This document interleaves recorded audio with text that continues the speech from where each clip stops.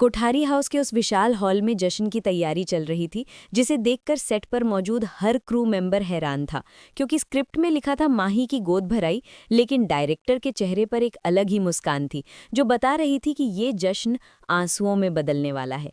मैं जब सेट के पास खड़ी थी तो मैंने देखा कि वसुंधरा का किरदार निभा रही एक्ट्रेस बहुत ही भावुक होकर आरती की थाली सजा रही थी। वसुंधरा, जो अपनी पुरानी परंपराओं और खून के रिश्तों को लेकर बहुत संजीदा रहती है, उसे माही ने अपनी बातों के जाल में इस कदर फंसा लिया था कि उसे माही के पेट में पल रहा बच्चा अपने खानदान का वारिस नजर आने लगा था।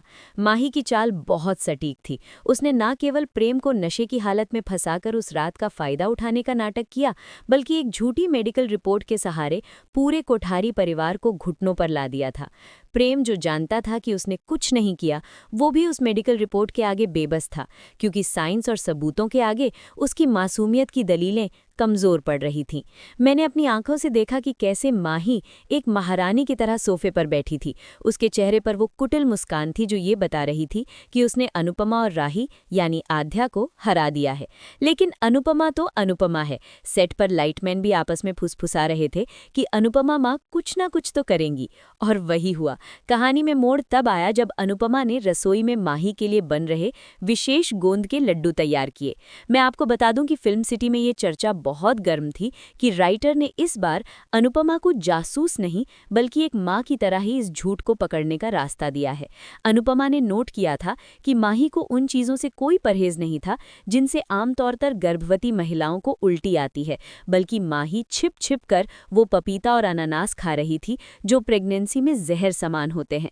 ये छोटी सी बात अनुपमा की तेज नज़रों से बच नहीं पाई थी, लेकिन उसे सबूत चाहिए था, एक ऐसा सबूत जो वसुंधरा की आंखों पर बंधी ममता की पट्टी को खोल सके। सजावट का काम पूरा हो चुका था और मेहमानों का आना शुरू हो गया था। मेरे सूत्रों के अनुसार गौतम, जो माही का इस षड्यंत्र में बराबर का भागीदार है, वो भी वहां मौजूद था, अपनी जीत का जश्न मनाने के लिए। गौतम ने ही उस डॉक्टर को भारी रकम देकर खरीदा था जिसने माही की झूठी रिपोर्ट बनाई थी। सेट पर माहौल बहुत तनावपूर्ण था। राही, जो प्रेम से बेइंतहा प्यार करती है, वो एक कोने में खड़ी होकर अपनी बर्बादी का तमाशा देख रही थी।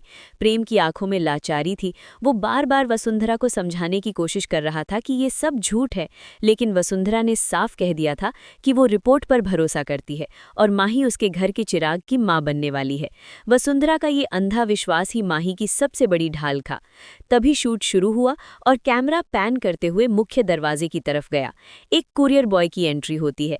ये कोई साधारण कुरियर नहीं था। दरअसल अनुपमा ने पिछले 2 दिनों में जो भागदौड़ की थी, ये उसका परिणाम था। मैं आपको वो बिहाइंड द सीन बात बताती हूँ जो टीवी पर शायद एडिट हो जाए। अनुपमा ने उस अस्पताल के सीसीटीवी फुटेज निकलवाने के लिए अपनी अनु की रसोई की पूरी कमाई दांव पर लगा दी थी, जहां माही ने तथाकथित चेकअप करवाया था। इतना ही नहीं, अनुपमा ने भेष बदलकर उस नर्स से भी मुलाकात की थी जिसने माही का ब्लड सैंपल लिया था।